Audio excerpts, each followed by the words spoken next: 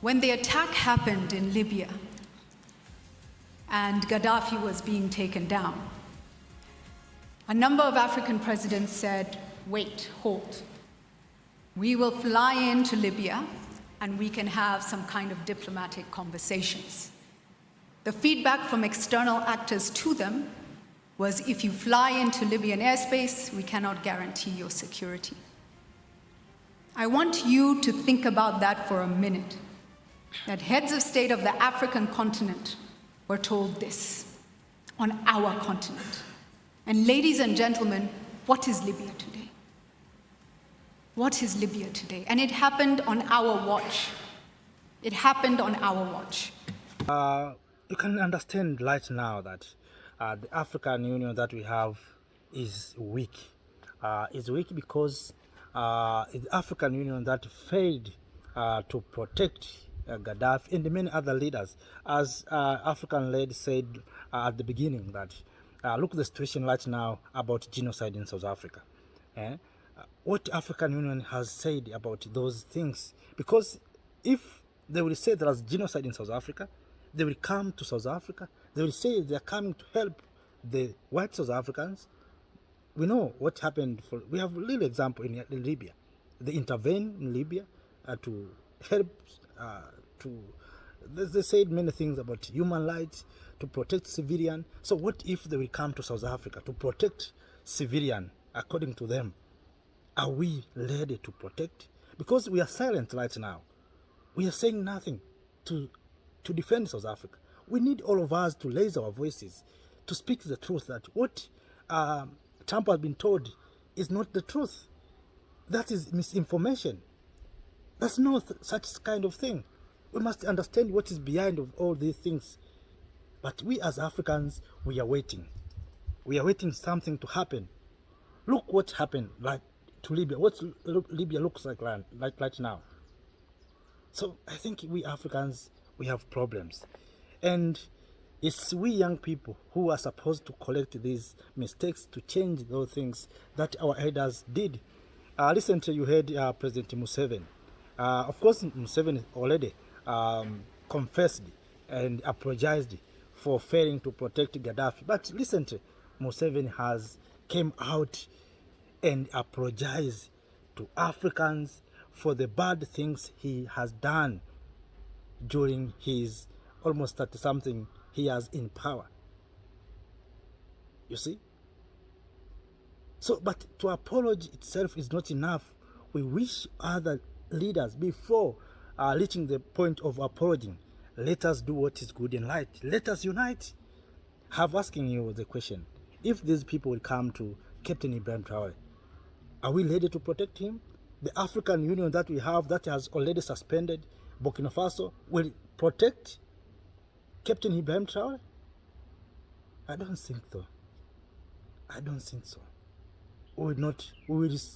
The same things happen to Libya will happen if these people will come, because we are not organized. And thanks to young Africans who came out in numbers to show solidarity, to raise their voices to the world that let us leave Burkina Faso, let us leave Captain Ibrahim Traoré. But where is our political leaders? Where is our African leaders, African Union? Why they are waiting young people to wake up and speak on behalf of them, while we know that we have elected them to represent us? Their voice is the voice of us, all of us. Their voice is the voice of majority.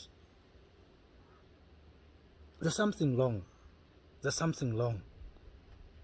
And as Africans, I think we need to learn and to correct our mistake. If it is a single mistake or mistakes, we have to correct those mistakes. We have failed this continent for too long. Every era we failed this continent. This time let us not repeat the same mistakes. And have asking one day, what's wrong for our leaders for one day to come together and say, let us having maybe a single currency. Let us start with maybe one thing. We are afraid to have a single president. Okay, all leaders want 21 gun salute. Let us leave that. What about currency? You see, we trade in other currencies. Why not our leaders say, let us now come out in Addis in this summit with a single currency? Why we fear? What do we fear? Okay, maybe currency is impossible. What about one army? What about one army? Why don't we come up with a single army? We know what's happening in South Sudan, in Libya. So I don't mean that we have to get a single army to fight each other. We want the army that will protect civilians. Who is protecting our people in Sudan right now? Who is protecting people in DRC? Who is protecting citizens, civilians in Burkina Faso, in Sahel? You saw Libyans suffered. You saw Africans being sold like commodities in Libya. We saw black people being slaves in this century. Not century, in these years, Africans were sold like commodities in Libya under our watch in this 2000 and something. So after Gaddafi removed in power, not so long ago, 4 years ago, Africans were sold like commodities. So for how long will we continue to see all things, bad things happening to our continent under our watch? All these things are happening under our watch, and yet we are saying we are leaders. What are they doing? Are they for the benefit of we Africans? You heard Joshua Maponga talking about the Gen Z. So we want leaders who is working for the interest of the people. I have said this many times. The system to get political leaders in Africa is a collapsed system. These people who introduced to us democracy and multi-party system, they know what they are doing, because they know through this multi-partyism they are going to fund puppets, they are going to fund people who are not interested with our issues, and he or she will become a leader, and he will be there not to serve the interests of Africans, but to serve the interests of others. Just imagine the continent with all resources, with everything, cannot produce employment opportunities. We have everything. What are we doing with our gold? What are we doing with our oil? What are we doing with our tin? What are we doing with our lithium, our minerals? What are we doing? What are we doing with our timbers? Even today, toothstick, we are importing from China. What are we producing? So the time has come, my dear lovely family, to move out of this painful thing as Africans. These are painful things that is undermining our dignity. So all Africans, black people, wake up. Let us come together, build our nation. What's wrong for us to come together? What do we fear to come together? Why we see each other as enemies?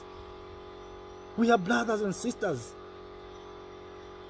When we say, you Kenya, you Uganda, you Rwanda, collapse your borders, allow your people to come and seek opportunities here, allow your people come and be hired here. Why we have these visas, we have these all things? If Europeans have destroyed all those borders, now people in Europe are moving free from one place to another. Why United States are united? Why not Africa? Why we are still being told that keep these borders, keep these things, undermine your people? But the Chinese are here. They are moving freely from one place to another, seeking opportunities. And we call them investors. We give them good name. But if it's Africans, we call these immigrants, these we try to find some names that are not good for us. So I think if there's something to do as Africans, we need to change narratives. We need to make sure that we come together as Africans, we share our thoughts, we make sure that we are coming together to solve these challenges. So up to that, my dear lovely family, it is a paining issue, and I'm addressing this for all of us to understand the real situation in our mother continent, Africa. So to all of you who have been watching this video, please share this video to other Africans. Our aim is one. We want a united Africa. We want to build the Africa that all of us we want. We want the Africa that is going to produce job opportunities for its people. Africa that is supporting innovation and creation. So up to that, my dear lovely family, I have no more to share with you this time. See you next time. Bye bye. Thank you for your time. Thank you, Africa.